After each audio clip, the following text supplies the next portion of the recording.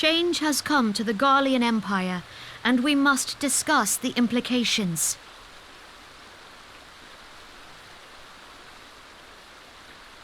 The rumors are true, then? The War of Succession is ended? It is. A new emperor reigns in Garlemald. Who?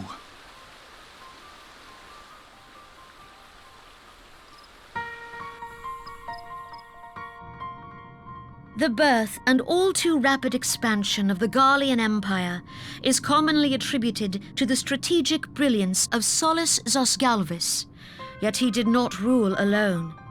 Several members of the royal household also distinguished themselves during his reign. Nevertheless, it was the eldest son who stood to inherit the throne, until his most untimely passing. I thought us fortunate when I learned that the Emperor had died without naming a successor.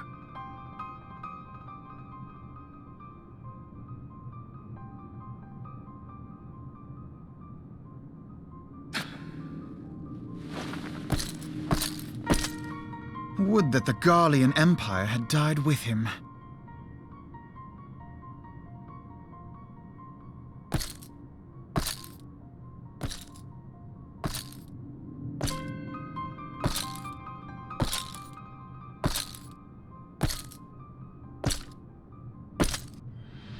"'Twas the grandson and his uncle who had the strongest claims, was it not?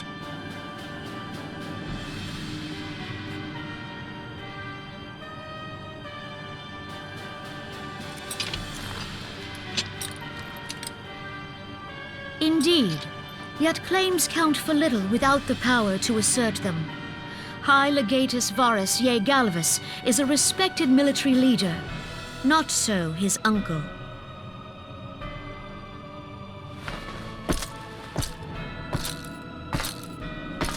So young Varus has torn the crown from his uncle's grasp and taken his place at the head of the Empire.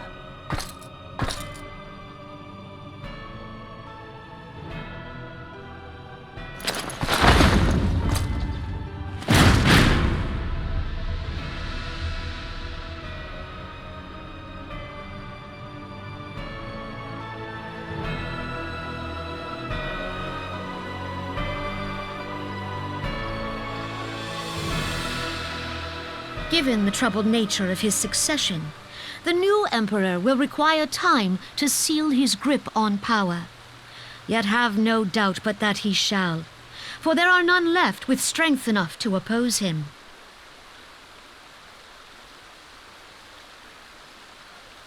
Since the success of Operation Archon, the remnants of the 14th Legion and the forces occupying Alamigo have done naught but fortify their positions. But you can be sure they'll be ready to march on us again, if their Emperor gives the word. When, not if. They say this Varus was so set upon Eorzean annexation that he spoke out against the Meteor Project. Plainly, the new emperor's intentions are of great concern to us all.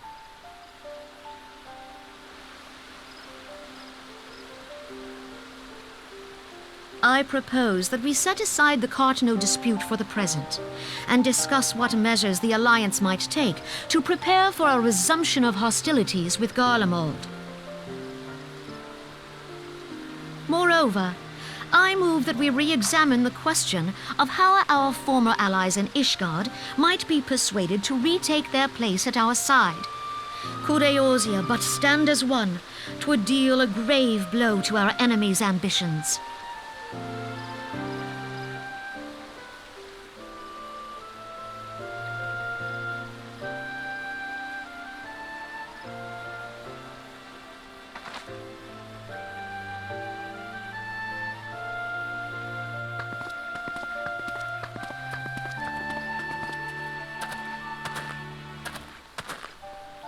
Well, I suppose we should be grateful that they have finally acknowledged the inevitability of Imperial attack. Who knows? They may even do something about it. If only the leaders of Ishgard would follow their example and stop hiding behind their gates, praying for the coming storm to pass them by.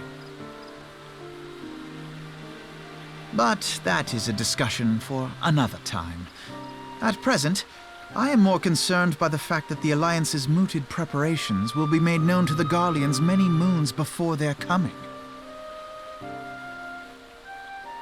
So long as the Ivy...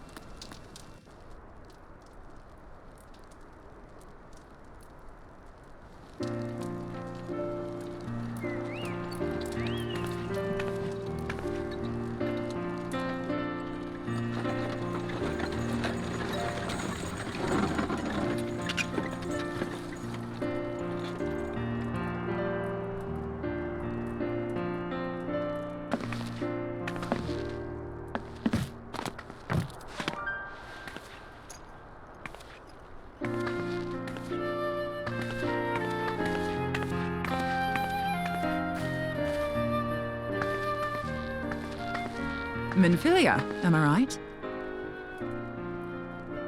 None other.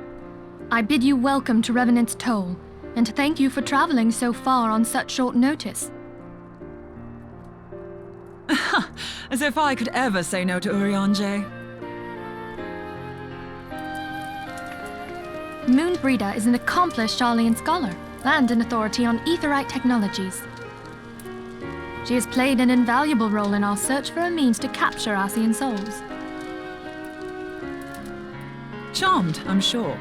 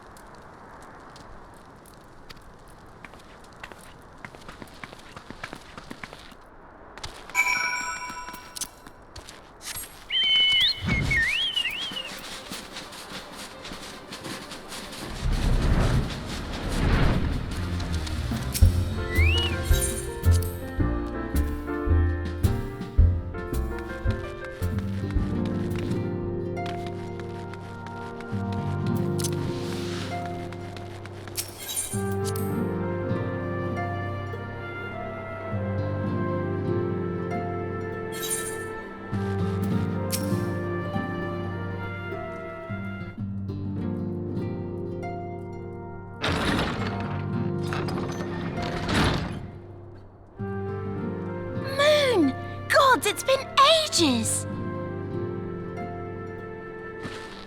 Oh, longer, sister!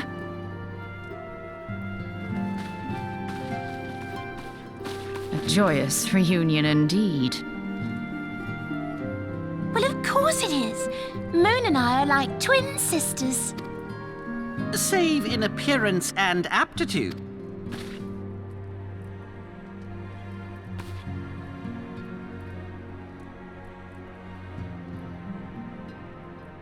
Everyone, if I could have your attention. We have with us an esteemed guest who has come from Sharlayan to assist us. I bid Moonbreeder join us here that she might share with us her extensive... Also, as many of you are already aware, she has been overseeing our research into white auracite, a sample of which she has been good enough to bring with her.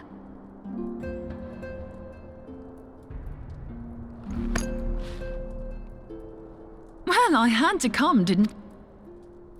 'Tis plain the passage of the years hath done little to dampen thy youthful spirits.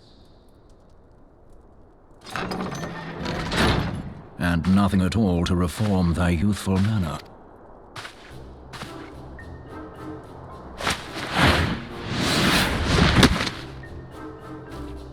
Urianger, where in the hells have you been hiding? Unhand me.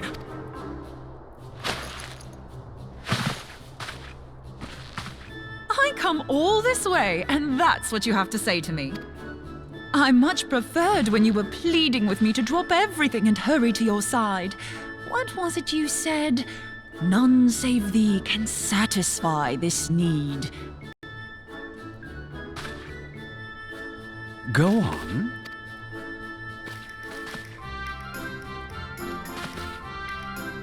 Thine artless attempts to misrepresent mine all-too-innocent motives do thee little credit. Mine intent, as well thou knowest, was but to impress upon thee the gravity of the circumstance. Lest thou doubt, a deiform entity shall shortly be summoned, save if thou, and no other, grantest my compeers thine aid. You still haven't found it, then? Your missing aetherite? We have not. No. We know that Iceheart teleported to an aetherite not far from the first. Yet even after careful analysis, we could not locate the second beacon. We now suspect that the heretics destroyed the second aetherite to impede our pursuit. Our allies continue to scour Snowcloak for Iceheart's sanctuary, but we have no guarantee that they will find it. Yet it must be found, for even now Iceheart prepares to call upon Saint Shiva.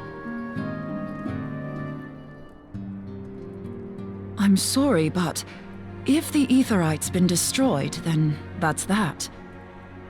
Although, you're absolutely sure she used the first Aetherite, are you? She didn't just use teleportation magics? One of our own bore witness to her escape. I can say with absolute certainty that Iceheart used the Aetherite.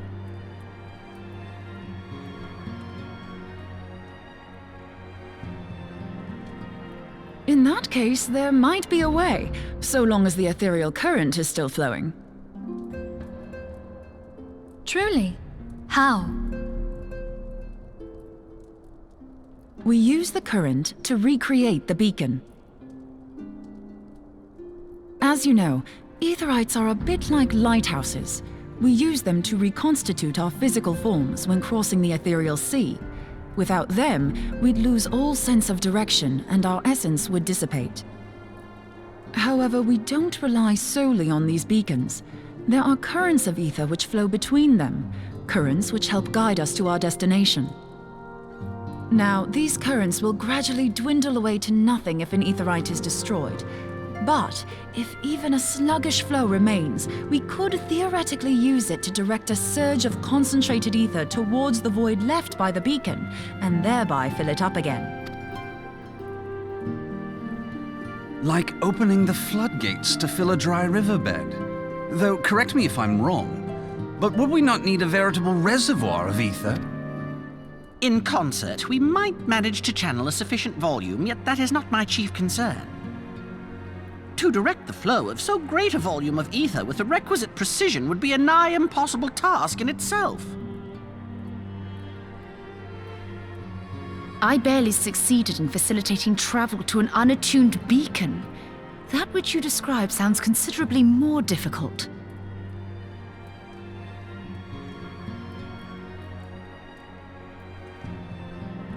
And dangerous. Every person who has attempted to teleport in this fashion has died in the process.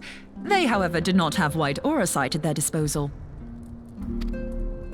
I can use it to channel all the ether you can give me into the Aetherite. However, white aura sight cannot retain ether for an extended period of time, so we would need to infuse it immediately beforehand. Just so you know, I'd confidently give this plan better than even odds of success. And if the worst comes to worst, your people won't suffer. Though it risked the lives of our best and brightest, we have not the time to seek other options. If the ethereal current still flows, we shall carry out Moonbreeder's plan. That's the spirit. Let's roll the dice.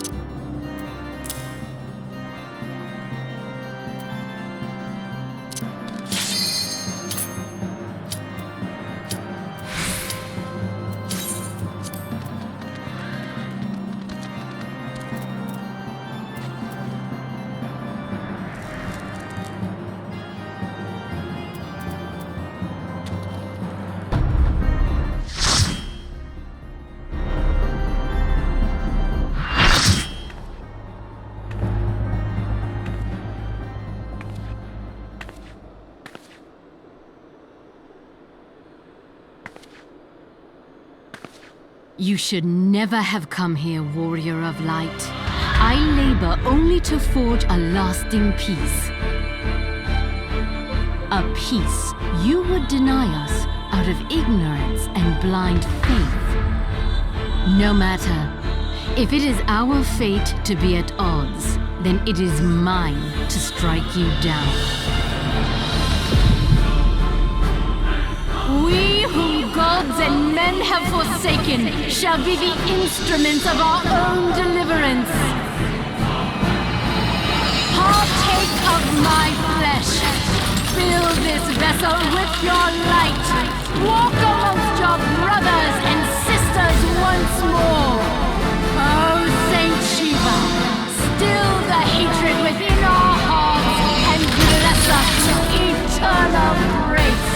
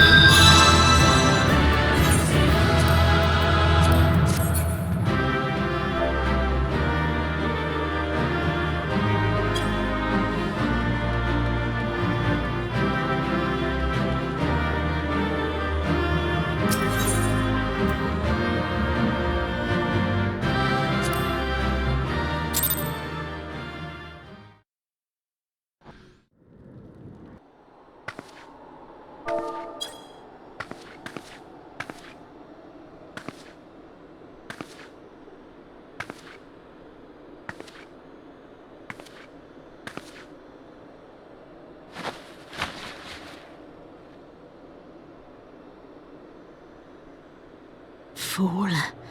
Blind, bloody fool.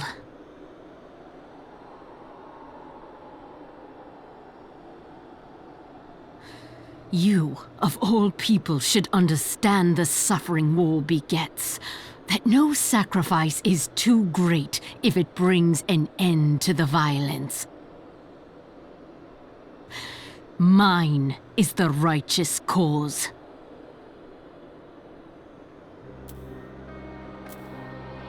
You fight in a war you do not understand. A pawn of liars and schemers. And they are no less ignorant than you, following the creed of their fathers without question, never thinking to ask why. Trapped in a delusion of their own creation, and blind to the truth.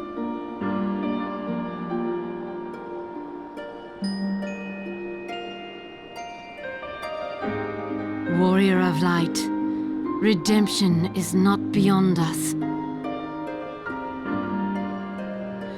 We who walk before may lead those who walk after.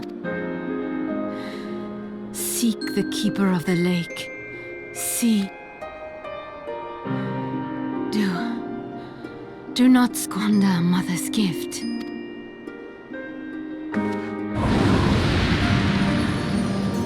Hear, feel, think.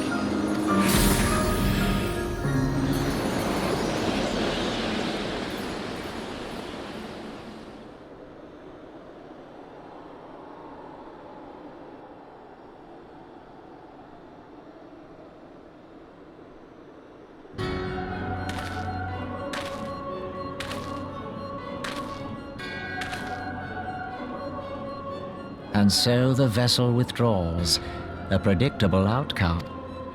Nevertheless, La Habrea will be pleased. How unfortunate.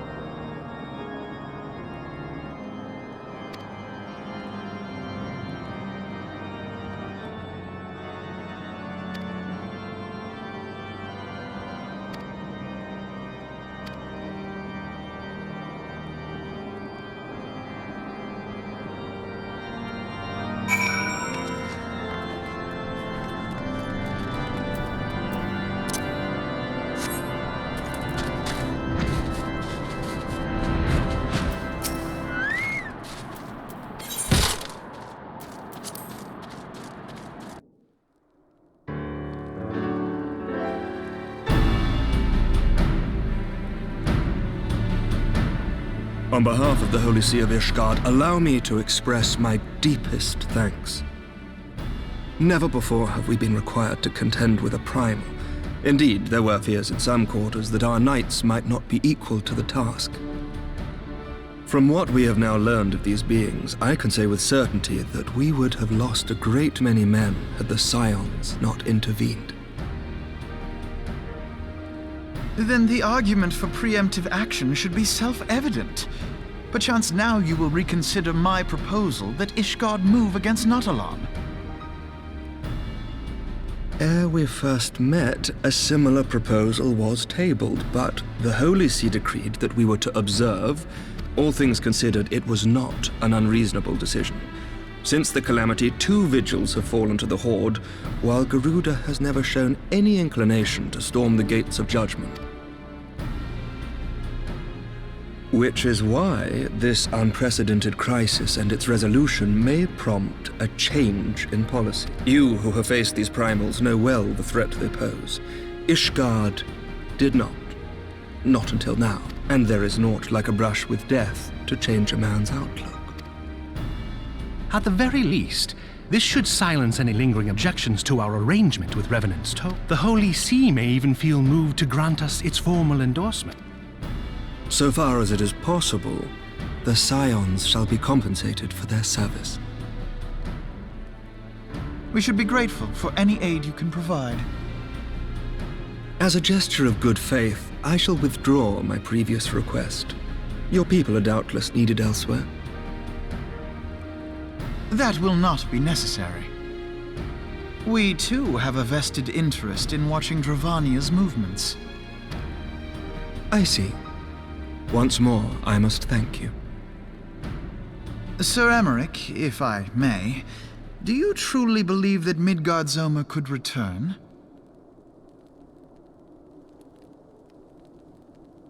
The heavens are a window unto truth, but those who interpret their movements are not in... But of course! You sought an excuse to compensate us from the first, mindful of what would happen if Revenant's Toll were taken by your enemies. Ishgard is not... Choose your next words carefully.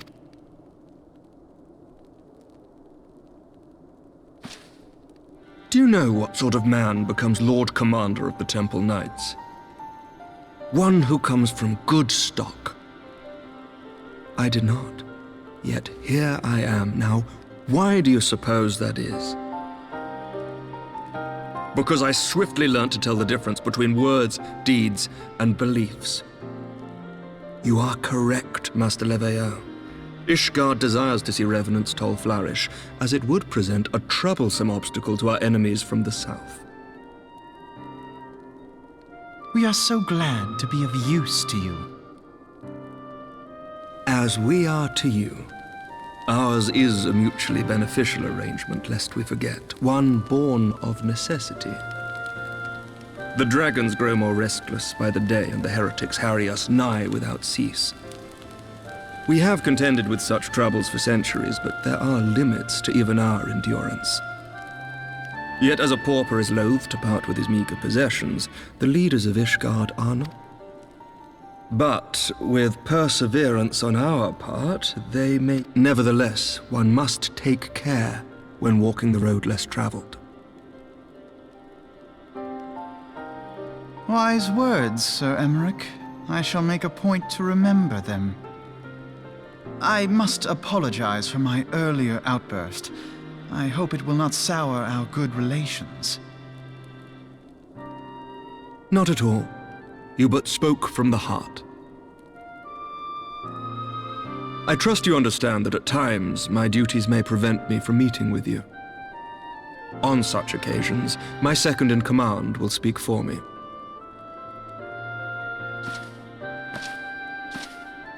Lucia, at your service. Pray excuse our reticence. We are but wary of speaking too freely, lest our sentiments be made known to our enemies. Know that the Lord Commander and I are of one mind. For the sake of Ishgard, and of Eorzea at large, I pray our peoples can put aside their differences. Those who dwell in the past risk losing sight of their future. Should aught befall one of our shipments, pray inform Lucia immediately. Not being of Ishgardian birth, she owes no allegiance to any noble house, making her as near to incorruptible as one can find in my homeland. Suffice it to say, I trust her completely, and so may you. Which reminds me, Lord Orchefort, if you would be so kind. Certainly.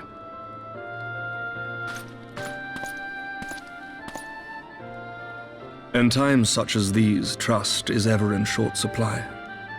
Mayhap this will go some way to rectify the problem. The results of our investigation into the heretics' recent attacks, as well as our interrogation of the merchant you detained. Sir Emmerich, I cannot thank you enough. Think nothing of it.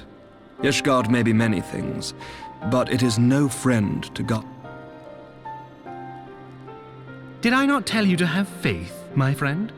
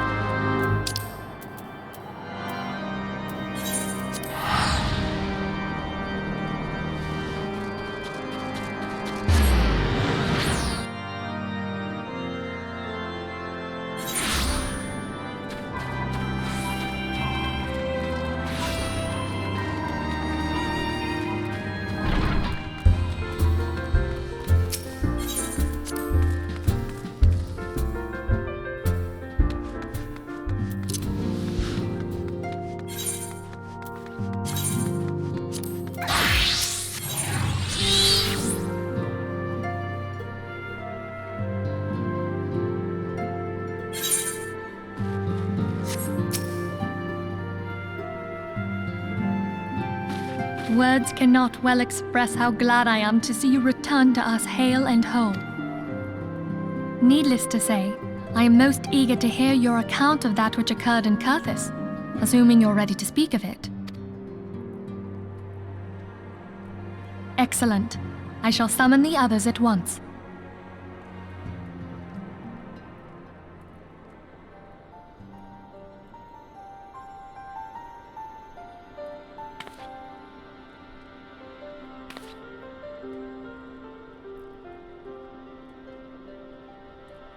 Iceheart used her own body as a vessel for a primal soul? Master Louisoir's writings make no mention of such a possibility. As certain as we can be that good King Mogulmog XII was a primal, I should think. Both were ostensibly summoned. Let's not quibble over definitions. Of more concern is the implication. It can't possibly be that easy, can it? There must be some sort of sacrifice required. Or maybe she's just special? What qualities this woman possesseth, I know not, but full sure am I that she was groomed for this role. Few are privy to the secrets of summoning, and but a single party standeth to profit from their dissemination.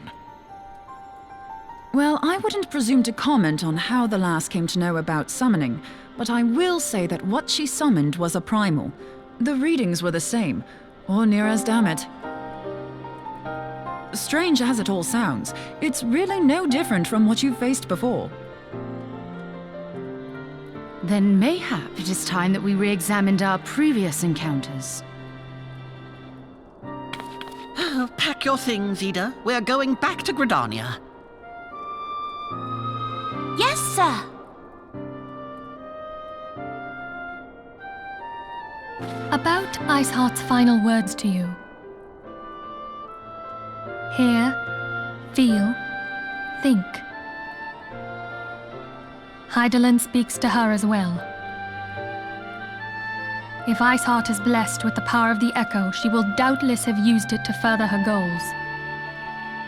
Or could it be that it was a revelation granted her by the Echo which first set her on this path? She did say that the Ishgardians were blind to the truth. Do you think she has knowledge of the origins of the Ishgardian-Dravanian War? It would do much to explain her unwavering conviction. Did not the Lady Iceheart implore thee to seek the Keeper of the Lake? And did she not imply that in so doing thou wouldst come to see with eyes unclouded? Midgard-Zoma was a king amongst kings who reigned for centuries on end. But he is dead and his wisdom lost to the ages. Unless the Ishgardians' fears are well-founded. It would seem we have yet another reason to stand watch over the Keeper of the Lake. For a mercy, we are well positioned to do so. Iceheart, Shiva, Ascians, and Midgard-Zoma. I shudder to think how they're all connected.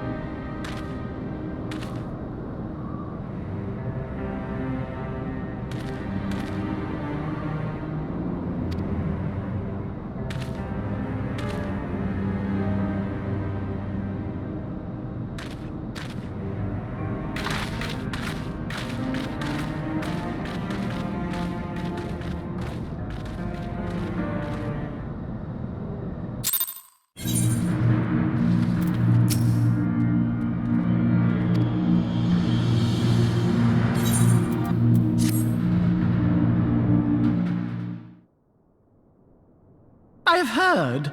Truly bothersome business. No, I do not foresee a problem on that front. The main concern is Roban. There is no telling what the brute might do. Have the Blades watch him in the flames day and night.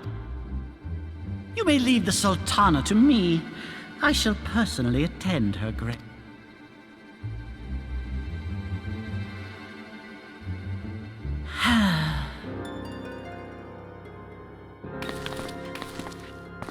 Sever one of the East Aldenard trade routes. That ought to keep Lolorito occupied for a while.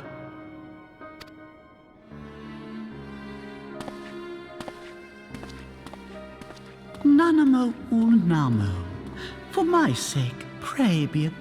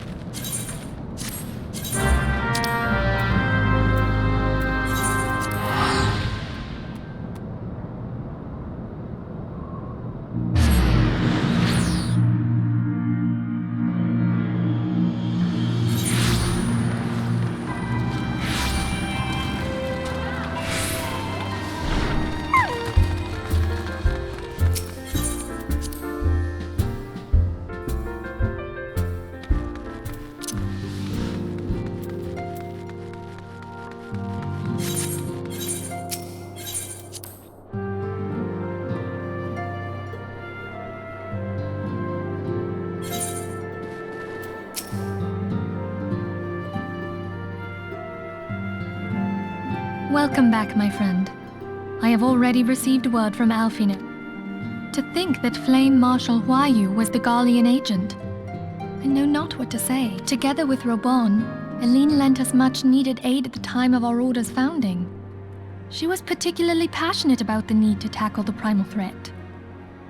When we discussed the subject, her eyes fairly shone with determination. Whatever else she may have been, I choose to believe that it was her true self with whom. But now is not the time to dwell on such matters. I have an important announcement to make regarding our effort to defeat the Ascians.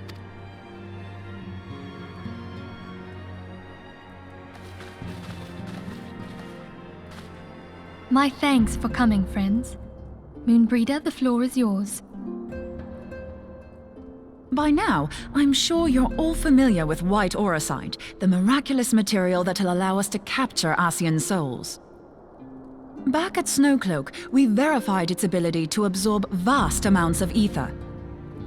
Alas, it leaves something to be desired in the area of stability. The stone can only store ether for a short while before expelling its contents. In addition to auracite's inherent limitations, we must needs be wary of our enemy's strength.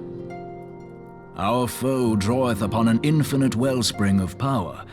Even should we succeed in entrapping him, the stone will not long contain his wrath.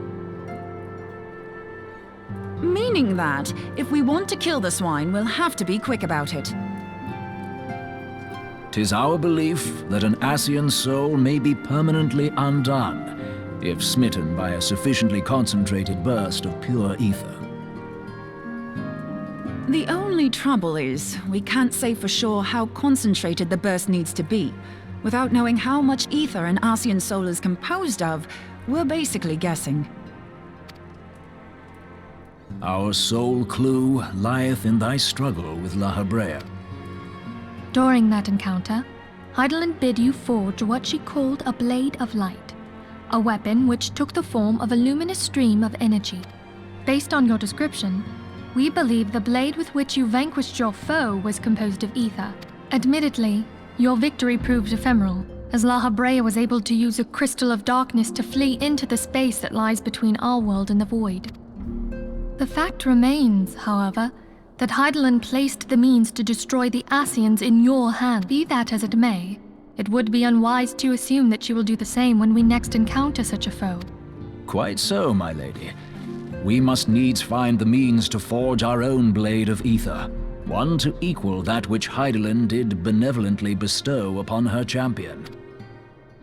That is all well and good, but it seems to me that producing such a blade will require a prodigious quantity of ether. Oh, what if we had 2 pieces of white auricite?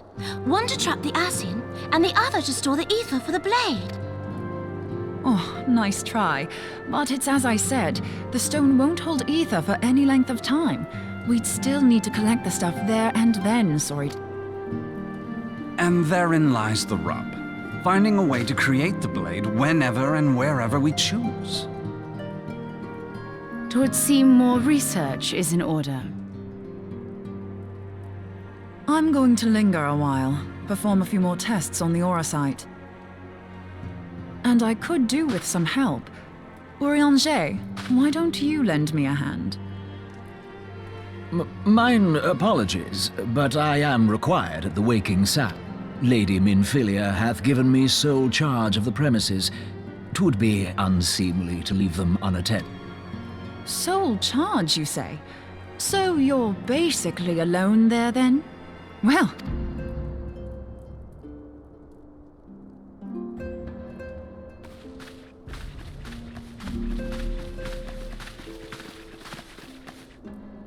While you were afield, word arrived from the Sharlayan motherland. You will recall that a survey party was dispatched to investigate the incident at the Isle of Val. What they discovered was troubling, to say the least. According to the report, the Isle has been erased from existence. 'Twas as if a hole had been torn in the very fabric of reality. Aye, yet the mystery endeth not with the Isle's disappearance. It hath come to light that a number of scholars in various other locales were reported missing at a similar juncture. What's more, they all had something in common with the head of the students of Baldessian. Every last one of them was researching a phenomenon called dimensional compression, or the rejoining as the ancient texts call it. I'll be damned if that's a coincidence. All indications suggest We must pray that my dear friend Kryl regains consciousness soon. If she bore witness to the Isle of Val's final moments, she may be able to shed some...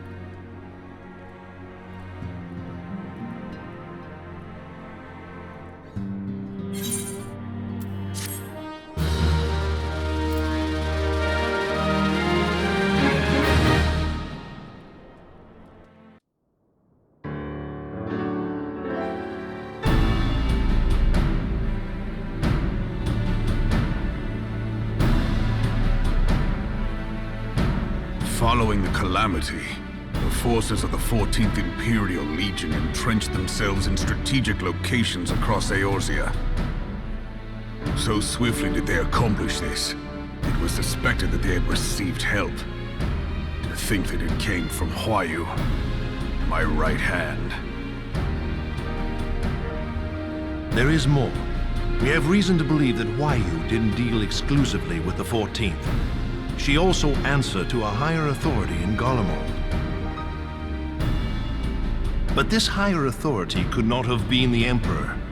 By consenting to the Meteor Project, Solus Zos Galvus showed himself to be more concerned about preventing the spread of primal influence than claiming Eorzea for the Empire. He would happily have seen the lot reduced to ash. We believe a number of high-ranking figures within the royal household were against the decision, but that they knew better than to oppose the Emperor openly. Of course, this didn't prevent them from making clandestine provisions, in which Huayu played a part. Alas, these provisions did not prevent Dalamud from falling, and the ensuing chaos changed the face of the realm forever. Yet Eorzea survived. To all intents and purposes, the Meteor Project had failed, and the Empire was left to rue its lack of a decisive means to eliminate the primals. Until, that is, it stumbled upon the Ultima weapon. Even before the accursed thing was dug up, it seemed to me the 14th had the might to overwhelm our weakened armies. Yet they chose to hide behind their walls. Why? The Black Wolf was wary of making the denizens of Eorzea desperate. lest more primals emerge to bleed the land. The discovery of the Ultima weapon, however, emboldened him to resume his war of conquest in earnest. But there was one in Garlemald who believed that Van Belsar's actions were premature. One who stood higher in the Imperial Army's chain of command. He ordered the Legatus to halt his advance, only to find that the Black Wolf had slipped its leash, and that the 14th now acted alone. In a bid to bring Van Belsar to heel, he used the agent he had planted in Ul'dah prior to the Calamity to undermine the Legion's efforts. A man who outranks Van Belsar, yet opposed the late Emperor's decision to annihilate Eorzea. This could only be the former High Legatus of the Garlean army, now known as Emperor Varys Osgalvus. So he was Huayu's true master. But one of several in actual fact. We've learned that even as Huayu served the Empire's interests, she sold Imperial secrets to a certain faction in Eorzea. In so doing, she helped to maintain the status quo, thus prolonging the conflict. Considering who stands to profit from war, it isn't hard to imagine who her other masters were. 7 hells! You mean to say that she was a double agent? Huh, triple, if you consider her services to Van Belsar and the new Emperor as separate. As neatly as these pieces seem to fit, one aspect of the puzzle remains unclear to me. By whose will was the Marshal feeding intelligence to the heretics? And try as I might, I fail to see how aiding their cause would profit either her Imperial or monetarist masters. Could it be that another hand is at work here? If so, Huayu must be made to reveal whose it is.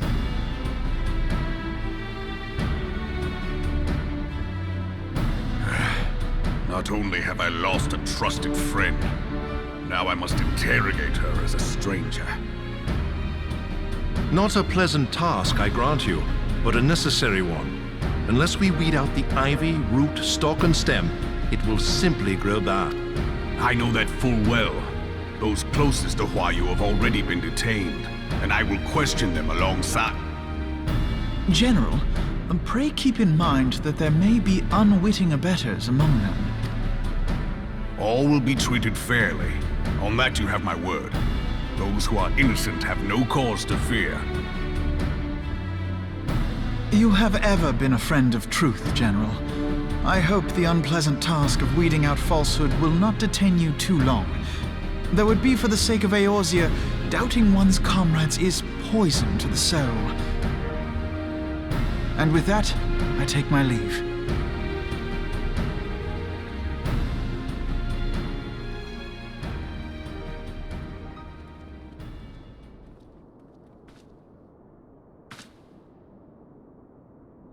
All these years, I've been made to dance to their tune. How could you, Huayu? How could you side with them? Those cankers who take from this land and give naught in return, who use their power to disempower and grow fat while the people starve. I know you can hear me, monetarist scum! Your crimes will not go unpunished! Today I will purge this land of your sickness! Before the eyes of the 12, I swear it!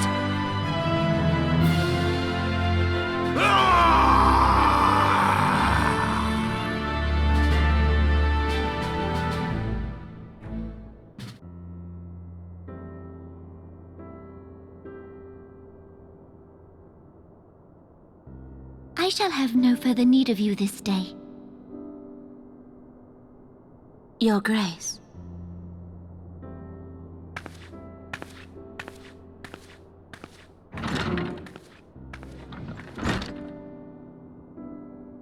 I fear that not even mine own chambers shall remain private for long. Has the situation grown so grim?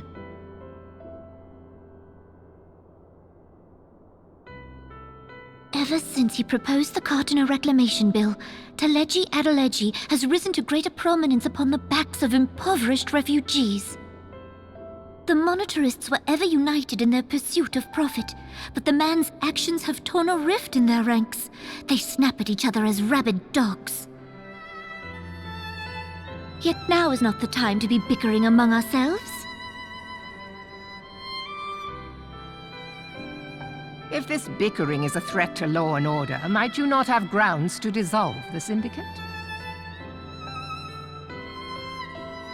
Would that the solution were so simple, Admiral. Alas, my moving to dissolve the syndicate is certain to spark outrage among the influential merchant class, whom the Cabal represents. This would serve to exacerbate the current unrest, and peace would slip still further away. Be they rich or poor, natives or refugees, all who reside in Ul'dah have a right to pursue happiness. It is the duty of a ruler to protect this right. If I am to perform my duty, I must needs tread warily. It would not do to make enemies heedlessly. Were Lord Lolorito here, he would doubtless say that I have my head in the clouds. A ruler is required to take a wide view. Try as we might to cater to all needs, some will inevitably be overlooked. As such, there shall ever be citizens who feel aggrieved. It cannot be helped. But as you have informed us, the monetarists take no view but their own. They hunger for power while the masses starve. In the absence of a common cause, it seems beyond any one individual to make Ul'dah whole. And the presence of a Garlean agent within the Immortal Flames only makes matters worse. Even accounting for Ul'dah's historic reliance upon mercenaries, such a grievous breach of security is unprecedented. I fear this business will provide the monetarists with a rod to beat Rauban.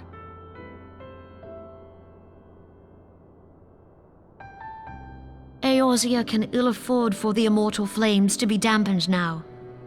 Ere long, the Garleans will turn their ravenous gaze toward our lands once more. If we are to resist their might, our nations must stand together. Yet for this to happen, our nations must be whole. Cannot be done to improve the situation in Ul'dah.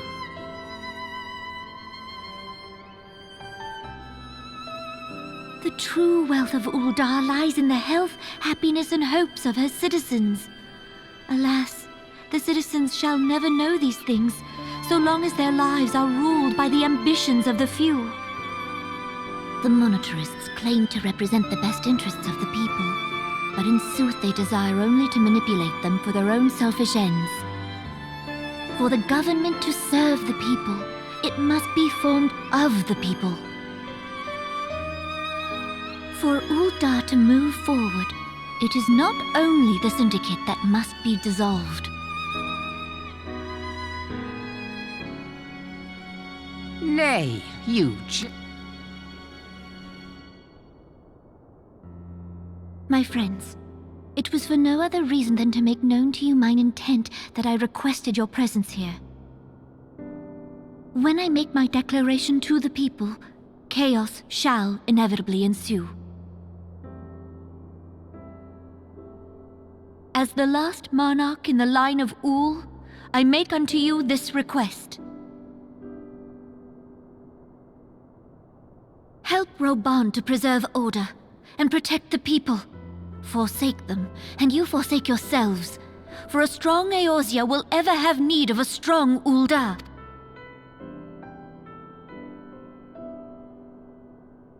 Your Grace, are you certain of this? There is no other way. When the time is ripe, the nation shall become a true republic. Both royalists and monetarists shall cease to be. Ul'dah will no longer belong to kings or queens or merchant princes, but to her people.